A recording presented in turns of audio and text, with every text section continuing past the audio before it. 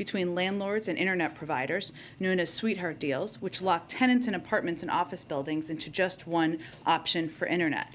That might be good for the landlord and for the internet service provider, but bad for tenants, bad for the American people, bad for people living in apartment buildings who may have to pay more and accept lower quality service.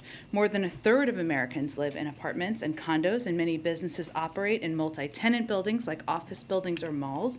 So this is a sweeping problem the FCC is starting to fix today. And second, a competition update that is relevant for our national security. Today, the Department of Defense released a new report required by the President's competition executive order, explaining that new actions to promote competition in defense contracting. This report details that since the 1990s, the number of aerospace and defense prime contractors has shrunk from 51 to just 5. That consolidation means taxpayers have to pay more for defense services, and it threatens our national security. Strengthened merger oversight is one of the 5 actions the Defense Department is taking to address the problem. We've already seen concrete progress on that front this week. On Sunday, the FTC successfully blocked Lockheed Martin's $4 billion attempt to acquire Aerojet, a proposed mega merger of major defense suppliers. The FTC had filed a lawsuit explaining that the merger would jack up the price the U.S. government has to pay while delivering lower quality and less innovation.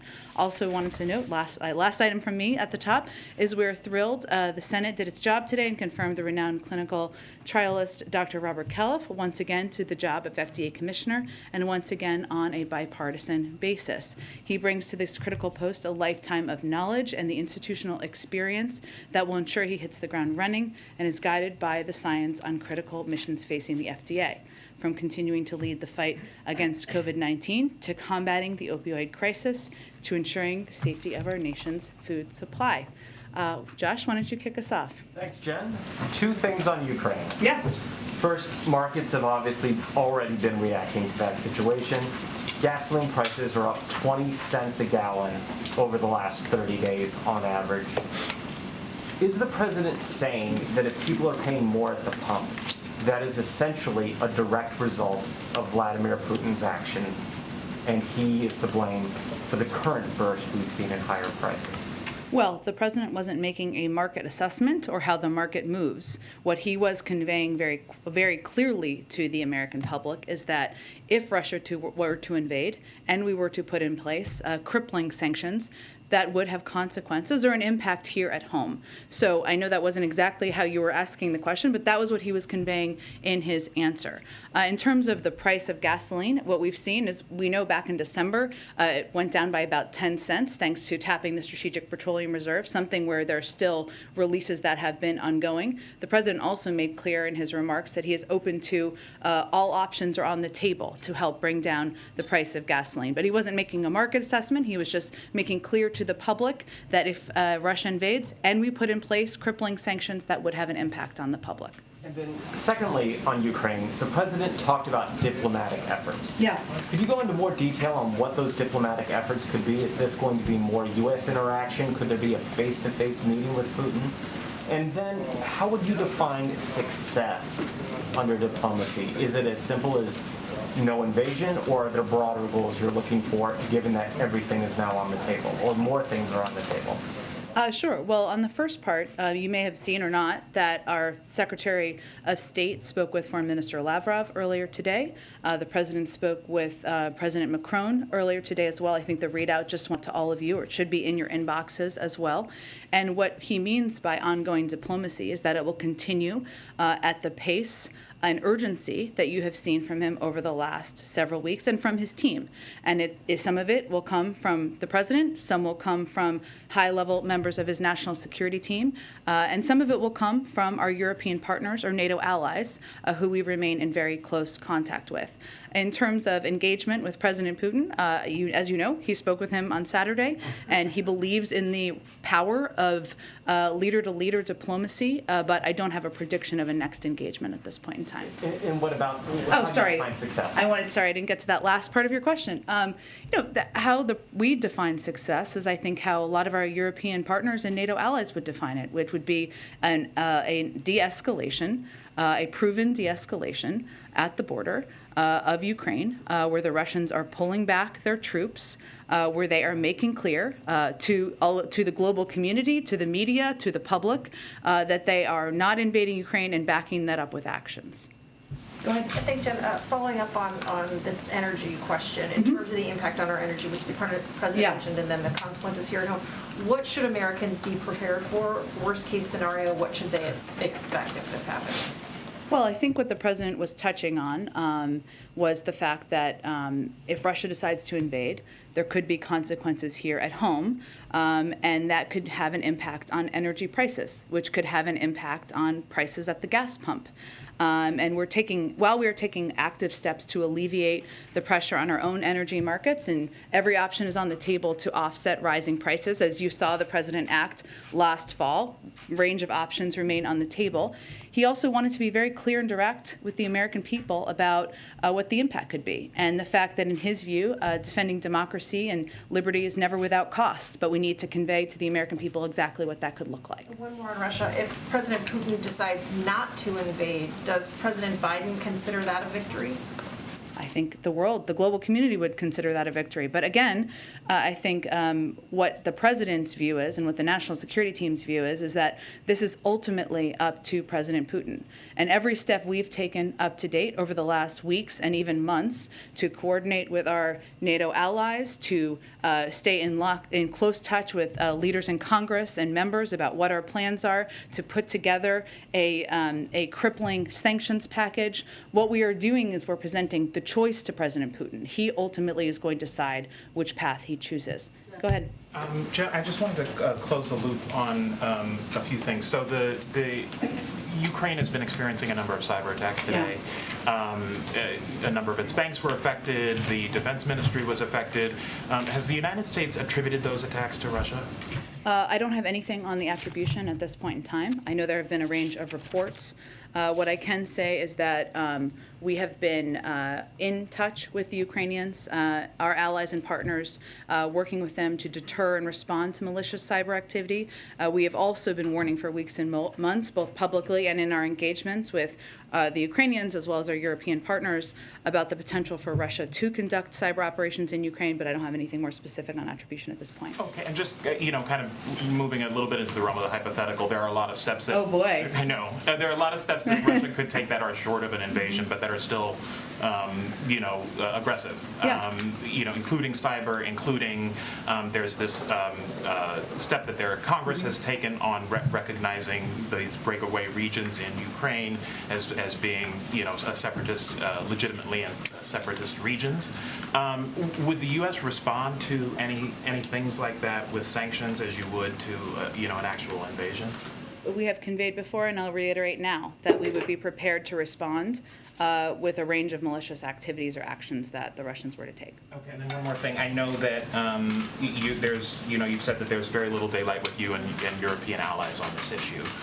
The German chancellor said today that Ukraine joining NATO is simply not on the table. It's not on an agenda item right now.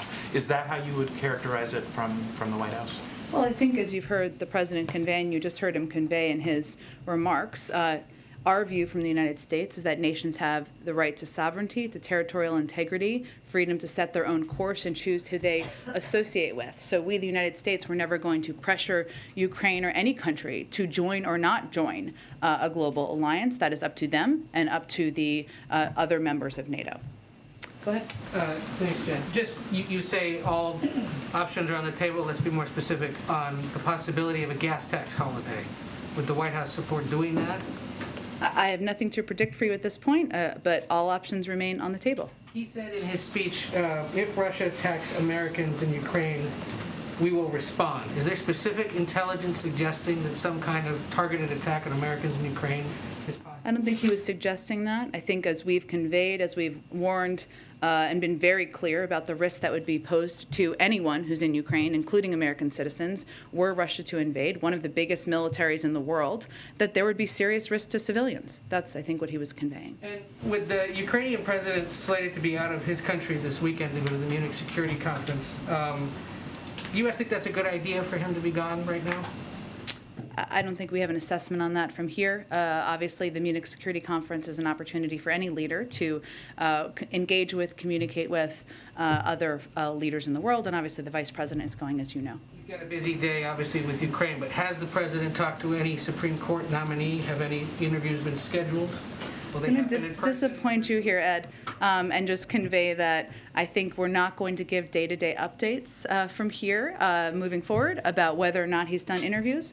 What I can confirm for you is we're still on track to for the president to make a decision and make an announcement before the end of the month, which is in 2 weeks. We file that under the guide. He will do some interviews in the next 2 weeks. That's what I can confirm for you. Go ahead, Jackie. Thanks, Jen. We've been told for a long time that some cyber attacks would likely precede an invasion. So if it turns out that Russia is behind what happened today, or is, I guess how I should phrase it is there work being done quickly to figure out if Russia is behind what happened today so that sanctions can be imposed before there is bloodshed? Or is the calculus still sort of centering on force on force or some, passing over the Sure. Well, we are constantly doing those assessments, and certainly as any cyber attack happens, that is certainly a process that happens behind the scenes and that our intelligence community and our national security community undertakes, as it would be in this case as well. I would note, though, as it relates to sanctions, one, there's a range of means that we could respond, both seen and unseen, to a cyber attack or any other attack, and the president has the purview to do whatever he chooses in that regard. But our view remains that the crippling package of sanctions is an effective deterrent. So if you do that all in advance, what is to stop them from moving forward? Now, that may be a different of policy issue, different as of opinion, I should say, on policy issues with some in Congress, and that's okay, but that is our view from the administration. And then this may or may not be related at all, but is there any information on what caused the power outage on the North Lawn? I mean, every TV network lost power at the same time during It was a very President's remarks. inconvenient time, I will just note for all of you and for us. I don't have any assessment of that, no, or yes. And Go then ahead. does the White House view Ukraine giving up on NATO aspirations as a possible off-ramp? Understand that the president has said, the administration has said over and over that NATO members would not encourage or would not give up that ability for someone else to join. But they do have a long way to go.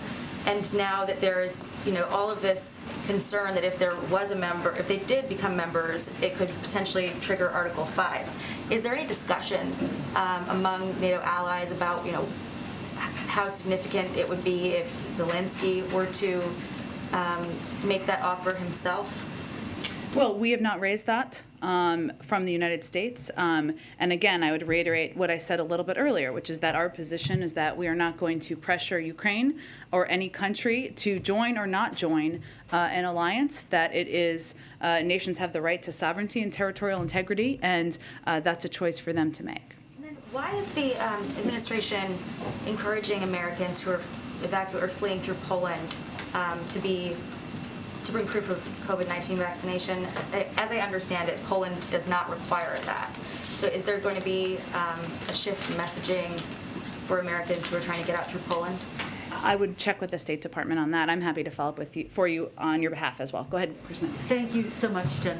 I want to circle back to the idea of what de-escalation would look like and how the administration would trust that it were actually real. Do you have a sense of how many troops you would need to actually see with your own eyes through satellite images or otherwise would need to withdraw in order for this administration to feel as though Putin were in fact de-escalating? Well, I think, Kristen, that is a decision that we would make in partnership with our NATO allies, right, and European countries. And you look at everything from satellite imagery, something that many of you have access to validation and verification of what they're saying they would do. So I'm not going to be in a position, nor would I expect the Defense Department would be, to give you a troop number.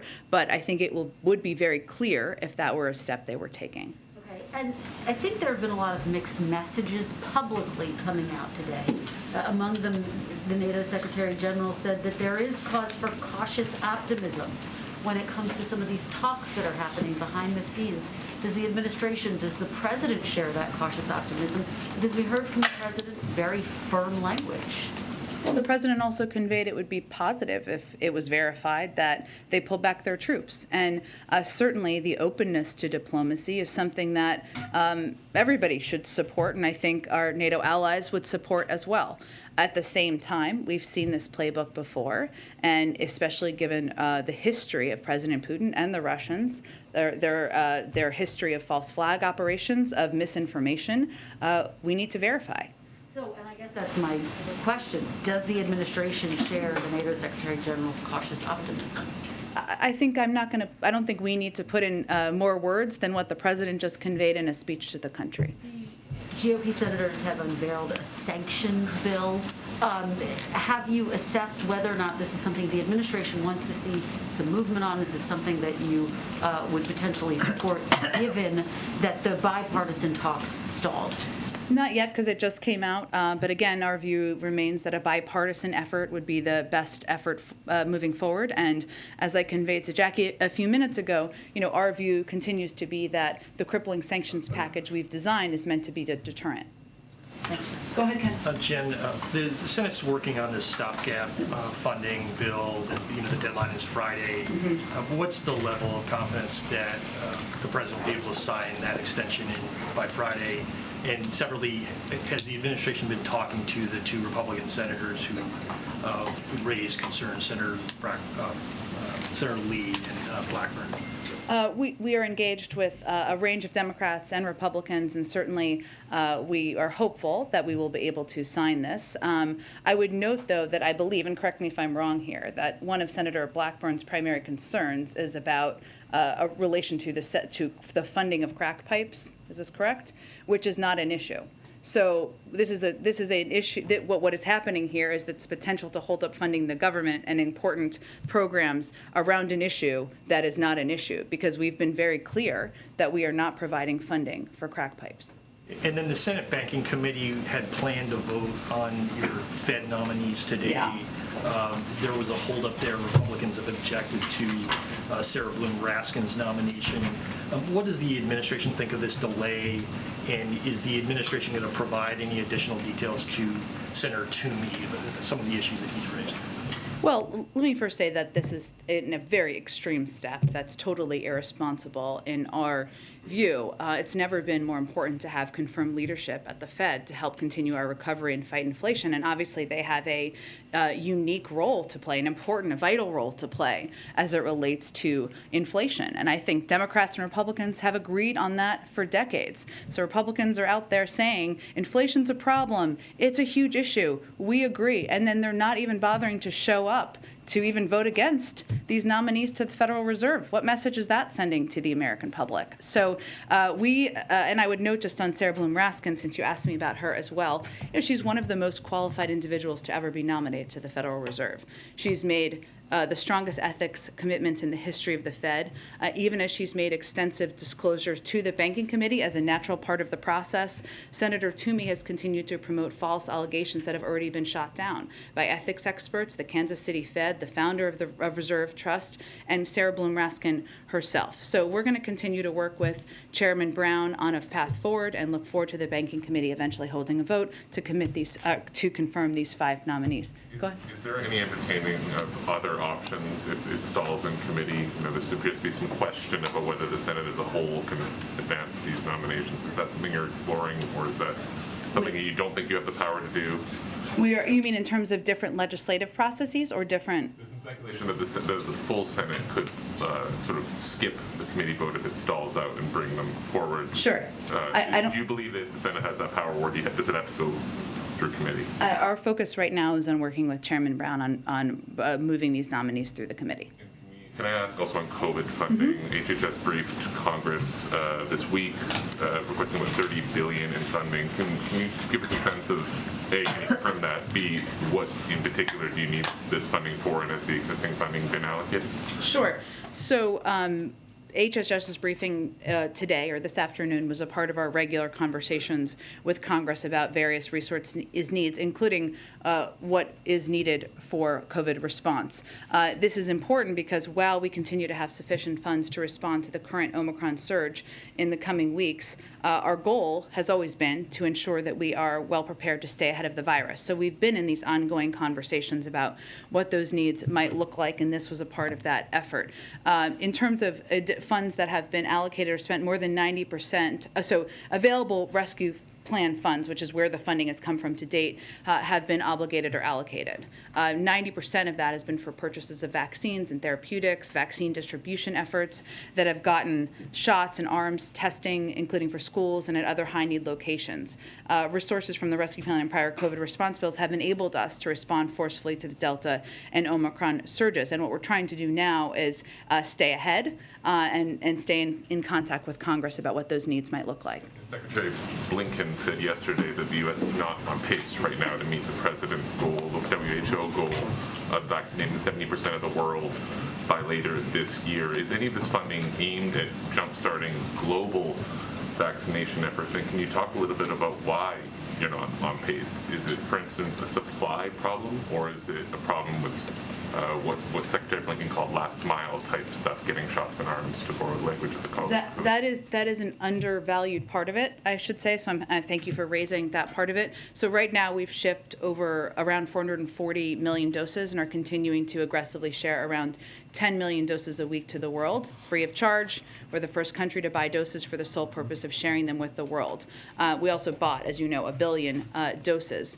And Secretary Blinken, I think, made those comments in part because he wants to rally the world to do more. But a big part of our effort right now, and where we have seen challenge, is turning vaccines into vaccination, which means working closely with our partners on the ground and dealing with hyperlocal issues countries may be facing to increase vaccination. And this is a big part of the focus of Ambassador Power and USAID's Global Vaccination Initiative. But part of it is that shots in arms component. Have we started deferring their U.S. donations because the capacity is the problem more than the supply? There have been moments, yes, where countries are not able to receive the doses that we're able to provide. Go ahead. Thank you. Creating a gas tax holiday takes legislation. Yeah. And I'm wondering, what are other things that the president can do on his own to mitigate a gas price hike because of Ukrainian conflict? What else can he do by himself? And in terms of releasing oil from the SPR, have you made a determination of how much cost rise that would offset? In other words, what good does it do? Yeah. Sure. That's a good question, and those are assessments that our economic team's constantly, of course, making. We did see even the anticipation of the release back in December helped lower the price by about 10 cents, but those assessments are constantly being made. In terms of without a decision being made, which I know you're not asking, but just to be clear, there are steps the president has taken in the past, obviously tapping the Strategic Petroleum Reserve. He has also we have engaged with oil-producing countries around the world. That's something we will continue to do because clearly we need to ensure that the supply out in the global market is meeting the demand. And obviously, Encouraging other countries to produce more. correct. Yes, and that's been a part of our effort, even as we anticipate what impact there could be from an invasion. So, as you know, there's obviously a difference between natural gas shortages and the impact on home heating, which is largely a regional issue. But we have been still in Europe, but we've been still working with partners on that as well, but also on the supply of gas out in the market. Oil, I should say, for gas. So go ahead. The president said that an invasion remains distinctly possible. Yeah. Some senior administration officials said a couple days ago that as soon as this week. Is that still the timeline, or has anything shifted based on the kind of mixed messages of the last couple days? We don't have a new assessment. As I think you heard the president say, there's a distinct possibility, but we don't have a new assessment of a decision being made either. And then I know there have been internal discussions about giving a speech like the one the president gave Yeah. today for some time. Why today? And then the intent behind it. Obviously, it seemed to be looking to hit on multiple audiences to deliver specific messages to them. So why today, and why that range of messages? You know, Phil, I mean, you all have been covering this very closely, the potential of an invasion, our diplomatic engagements, and there's no question the American people have been consuming what you have been reporting. But I think we felt, and the president felt, it was important to be very clear and direct with the American people about what the impact could be on them, what the consequences would be, what our values are, and why it is important to stand by not just the territorial integrity and sovereignty of a country, but also stand among our allies and partners around the world. So it was very important to him to lay out very clearly what's the steps we've taken, the actions we're prepared to take, what's at stake for the United States and the world, and how this will impact us here at home. In terms of why today, it wasn't based on, obviously, as you saw, a desire to put out new policy or based on something new internally. It was just the president's interest in feeling it was time to speak directly to the American people about all of those issues. And then just last one, on the first point that you made there, is there concern either by the president or inside the White House that perhaps the understanding or support for kind of traditional Western alliances that have been a pillar of the last 80 years is waning or doesn't exist to the degree that it used to? I think, Phil, Inside the country. yeah, no, it's a good question. I don't have any data assessment of that, but we also are fully aware of the fact that right now the American people are still grappling with a pandemic. They're grappling with rising costs, two big issues the president speaks to quite frequently. And it was important to him to be able to lay out clearly for them what this potential conflict, potential invasion in a place that may feel far away and how that could impact them, and his engagement. Go ahead. Yeah. Thank you, Jen. President Biden today said there's 150,000 Russian troops encircling Ukraine. That appeared to be a higher number than previously reported. I think 130,000 is how most recently we've seen it characterized. So is the president confirming an actual escalation of Russian troops, or why did he present a new number there? Well, I think over the last dozen days or so, we've seen a dramatic acceleration and buildup of troops. And so the president said in his remarks very carefully, it's encircling Ukraine on the border and also in Belarus. And so I think he felt it was important to give an assessment of where things stand. Secondly, regarding a gas tax holiday, you said, quote, all options remain on the table.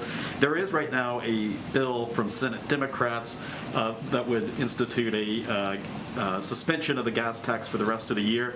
Does the White House support that specific bill? We haven't made any decision about additional steps at this point in time. Go ahead. Thanks, Jen. Two questions. As you mentioned earlier, Vice President Harris is headed to the Munich Security Conference this week. Does the president plan to also send Secretary Blinken? And if so, would a last-minute addition suggest a different or perhaps reduced or more limited role for Vice President Harris at that conference? I don't think there's any plans to limit or reduce the vice president's role at the Munich Security Conference or at the global stage. On a global stage, she's going to give a speech while she's there, and she is a vital and important representative for the United States and our values and our intentions at this point in the world. But in terms of plans for Secretary Blinken to attend or not, I can check with the State Department and see. There are plenty of leaders to meet with, so more bandwidth. On a different note, the president continues to talk about his Build Back Better plan. He did so today, did a couple of events last week.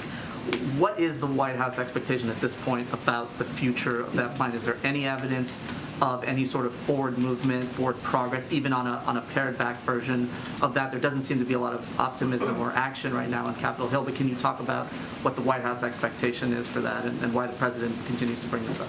Well, the president continues to bring it up because as we talk about the impact of inflation, which most people experience in their daily lives as rising costs, one of the ways that we can address that is by passing legislation that will help lower costs for Americans, whether it's child care or health care or the cost of prescription drugs. And we can do that and fully pay for it by making the tax system more fair. So what is encouraging to the president is that there is broad support for lowering costs for the American people in all of those categories and for making the tax system more fair. And we are continuing to work in lockstep and in partnership with a range of senators, and they're having their own discussions about moving these efforts forward. Go ahead. Thank you very much, Jen. One question on Asian Americans and one question on Ukraine. On Asian Americans, actually, the Team USA gold medal winner, Chloe Kim, revealed as an Asian American.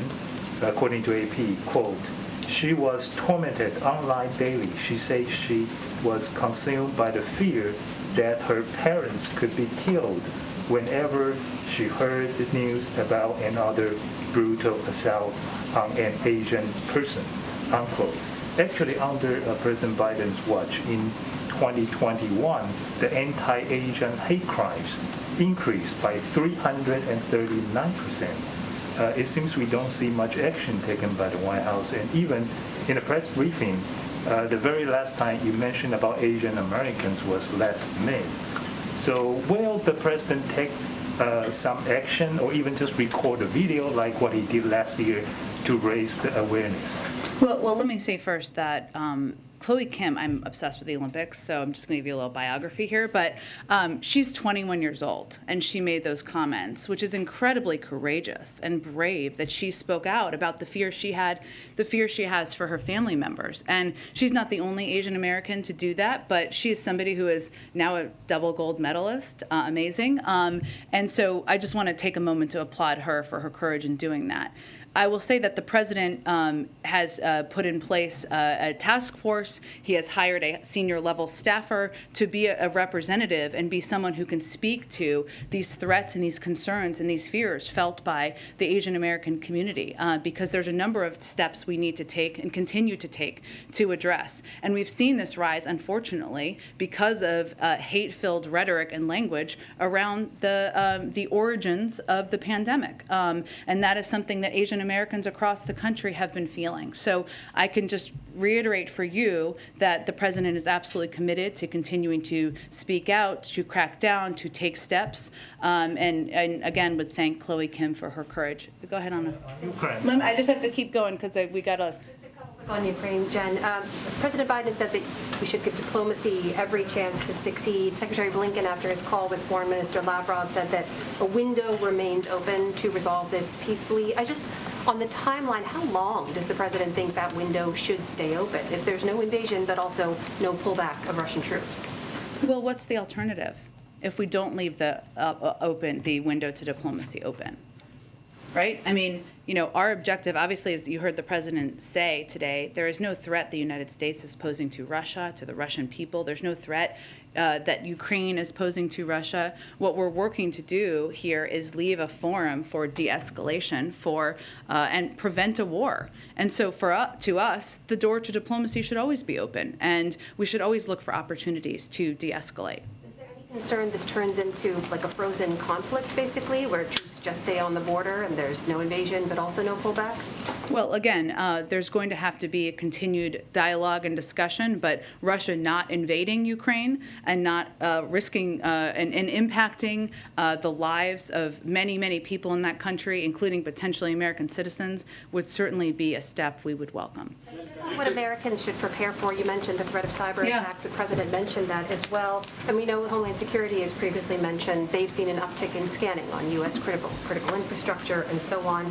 Should Americans be prepared for a potential Russian cyber attack on critical U.S. infrastructure or other networks? Well, I would say even before we've been discussing the buildup of troops at the border, and even before we've been discussing the bellicose rhetoric, we have seen an uptick in cyber activity by malicious actors around the world, either those living in countries or the countries themselves. And so that is something, I don't have any new threat or new warning to pose today, but that is something we have certainly been amping and increasing our focus on as a threat that's emerging, but has been the case for the last several years. Can you take the question on Africa? Yeah, 1 second, go ahead, and then I'll go to you. Jen, just this hour, lawmakers put out a bipartisan statement warning President Putin. I know you've said from the podium that the White House doesn't need Congress to pass a sanctions package to implement your own sanctions package, but wouldn't it have sent a stronger message if there had been an agreement reached? What message do you think it sends to Putin that all we got out of Congress was a statement? I think President Putin knows very clearly, because he's heard it directly from President Biden's mouth, that if he invades Ukraine, that there will be crippling sanctions, and we don't need Congress to act in order to do that. And when will the president make a decision on any new energy policies to impact prices at the pump? Because even without an invasion, prices have risen beyond where they were before the emergency reserve release back in November. You're right, and the president is very focused on making sure we're doing everything we can to lower the cost for Americans in any way it hits them, whether it's prices at the pump or when you go buy a pound of meat or wherever it may be. So we're continuing to assess, and he's continuing to look at options. I don't have a prediction of any decision, though. Go ahead. I'll go to you after, Simon. Go ahead. Switching topics entirely, the Sure. president is headed later this week to Ohio. He said that he'd like to be out in communities with people more frequently. How often would he like to be out there per week? What do you guys ramp Every up? day? But when he says that, Yeah. what is your anticipation? Is he looking to travel 2-3 days a week? And when would we expect that to ramp up? You know, I think you can expect that to increase around the State of the Union and after. I think we are constrained by a couple of things, including the CR funding, but also the fact that there is a whole lot going on in the world. Even though he can be president anywhere, he also has a responsibility to sometimes be in the White House, or oftentimes be in the White House. But he's looking forward to getting out there more in the coming weeks. Does he have anywhere specific that he hasn't been yet, or places that he hasn't been that he feels frequently enough that he'd really like to get back to? Good question. I would venture to guess that he has probably been nearly everywhere, given he ran for president a couple times and vice president. As president, I don't have any prediction of states or readout of states that he's looking forward to going to, but I'm sure he is looking forward to traveling around the country, blue states, red states, across the gamut. Go ahead. Africa, you said Okay, Simon, I'll go to you. Go ahead, Simon. Okay, thank you. It's been 3 months, so if you can allow me to ask 2 questions. The president spoke with Prime Minister Abiy Ahmed of Ethiopia on January 10th. It's been almost a month now, more than a month since that call took place. And the WHO yesterday released a statement saying that they still don't have access to the Tigray region for humanitarian access because the government is not allowing them to have fuel. So is the president still interested in anything else apart from Ukraine? Of course he is. The president has to be a global leader in the world, and he is responsible for not just what's happening around the world, but also what's happening domestically. Let me give you an update or a comment from here. We're hopeful that recent steps taken by the government of Ethiopia and other actors might open a path to resolving the conflict. Over the last month, the Prime Minister has taken steps to promote dialogue, release political prisoners, and enable expanded delivery of medical supplies in the Tigray region. We continue to have serious concerns about the humanitarian situation in Ethiopia, and we are focused on working with all parties to end the source of the suffering, the military conflict. Go ahead, Karen. President Zelensky tomorrow is calling for a day of unity, a national holiday tomorrow in Ukraine. His message for the last couple of days, if not longer, has been don't panic to Ukrainians. Does the administration have concerns that Zelensky and Ukrainian leaders have not adequately prepared the Ukrainian people for a Russian invasion? Well, I'm not going to speak to that. What I can speak to is what we feel our role and responsibility is, which is to provide a range of information about what we see at the border, what we see Russia preparing, and our assessment of what impact that could be. Every leader makes their own decisions. And do you have an update on the humanitarian assistance that the U.S. is talking with European allies, should that happen and the Ukrainian people need that? Sure. I know Secretary Blinken made an announcement, I believe it was yesterday, about additional assistance. Let me just see if I have any more details on it in here, and if not, I will get that to you shortly after the briefing. Karen, let me just see. Let's see here. Let me get you, I can get you, let's see, so we just announced, a sovereign loan guarantee to Ukraine of up to $1 billion to bolster Ukraine's economy amidst pressure resulting from Russia's military buildup. This builds on the $3 billion in sovereign loan guarantees we issued to Ukraine between 2014 and 2016. We've also committed more security assistance to Ukraine in the last year than at any point in history, $650 million. And we also announced we're launching a new partnership fund for a resilient Ukraine with our with our allies and partners to continue to expand on that. The last thing is the Export-Import Bank has made available $3 billion in support for projects in Ukraine, and the Development Finance Corporation has a current investment portfolio in Ukraine of approximately $800 million across more than a dozen projects. So we've obviously provided a range of assistance, which we will continue to build on. Go ahead. Jen, will Vice President Harris be meeting with President Zelensky when she's in Munich? I don't have anything on her planned meetings at this point in time. I expect we'll have more as we get a little bit closer, and I expect they'll do a preview call from her team as well. And then an Olympics question. Yeah. Does the administration have any reaction to the IOC's decision to allow Russian figure skater, and I'll butcher her name, Kamila Valilia, to continue competing in the Olympics after her doping scandal?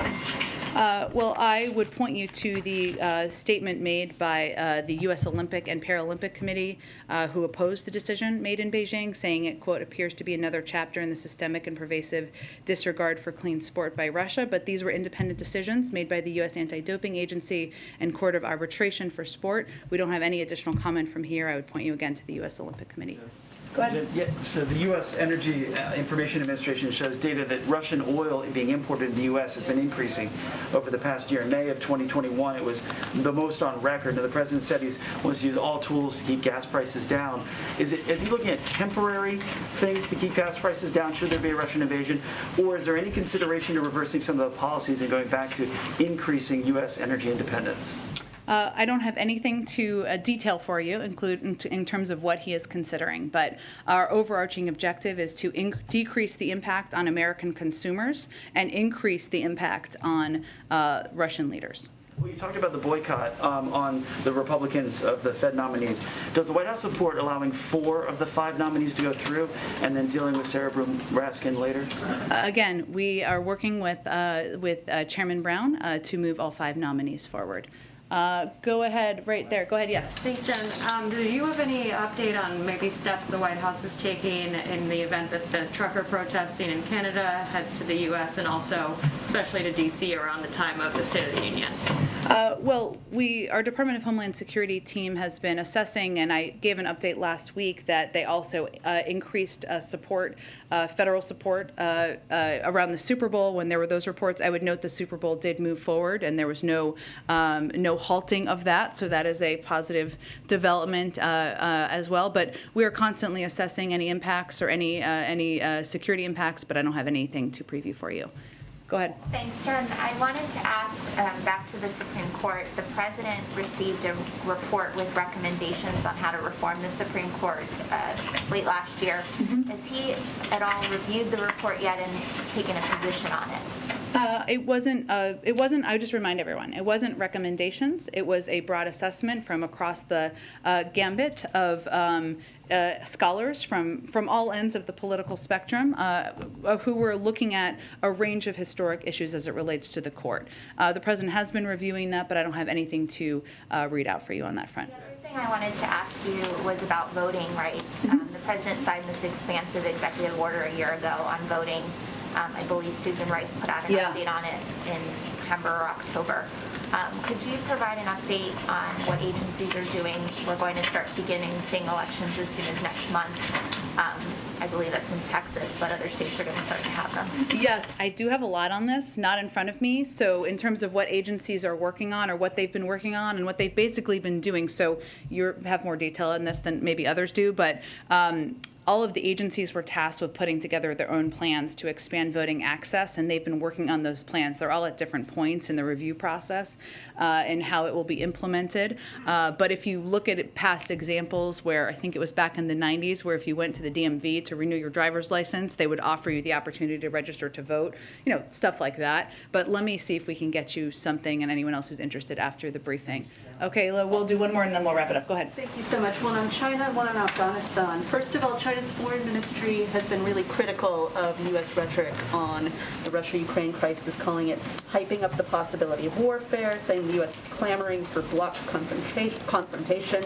What does the White House make of this rhetoric? Are you going to take any action against it, either through talk or other means? And what do you make of this closeness between Moscow and Beijing? Well, I would say that the meeting that they had a couple of weeks ago reflects an approach both countries have already taken for some time, which is to move closer together. We know, and we've said before, but China's not in a position to compensate Russia for their economic losses, and we have tools to deploy if we see foreign companies, including those in China, trying to backfill sanctions.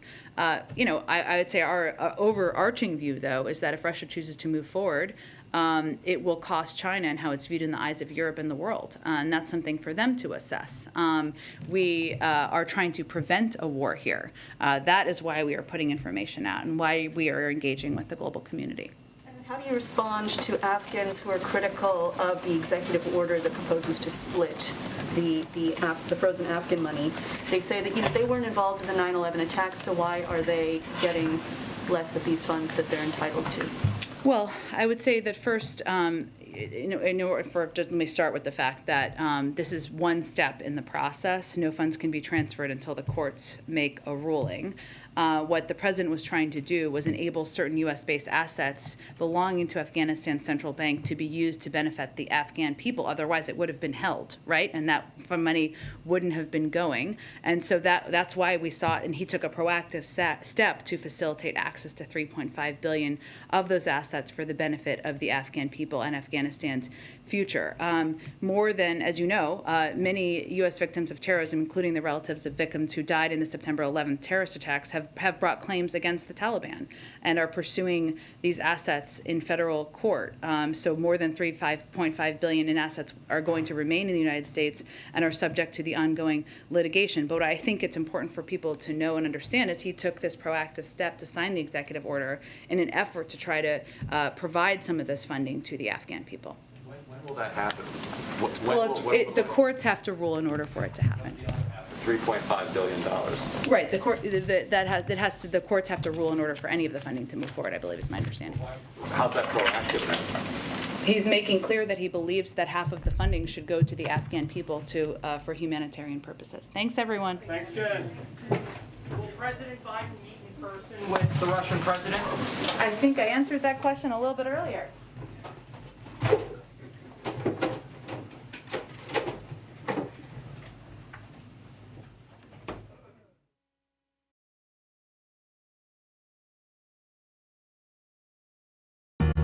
An original CBS Reports documentary. There is now more than $1.7 trillion in student loan debt. The punishing price of a college education. Why are we punishing millions of people because they chose